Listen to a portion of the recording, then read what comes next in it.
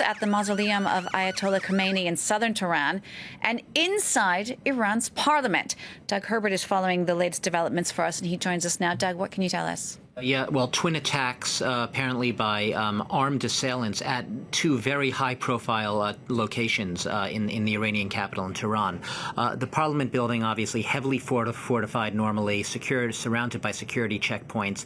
The reports coming out of the Iranian state TV and the semi-official news agencies there are that the parliament was stormed by several attackers, one of whom, by some reports, blew himself up within the parliament, and there at the parliament itself, by the accounts coming out of the state TV, it's still an ongoing situation with gunfire still sporadically being heard within the parliament building itself.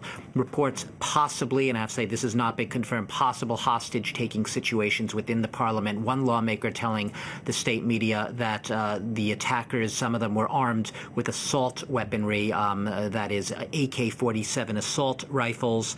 That an ongoing situation at this hour, but involving guns, suicide bombers, possible hostage-taking, still an ongoing situation. As for the shrine, now that is a shrine just south of the capital, about 20 kilometers south of the parliament building, at the site where the burial site, really, of the founder of the Islamic Republic, Ayatollah Ruhollah Khomeini, and he's also obviously the first supreme leader of Iran.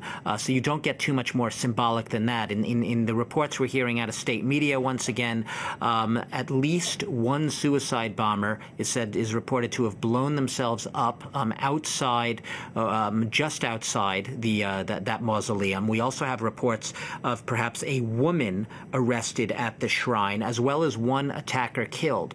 We're still unclear on the total number of attackers. We're still unclear on the total number of injured. There have been reports of at least one person dead, possibly a security guard who was killed in the attack on the shrine.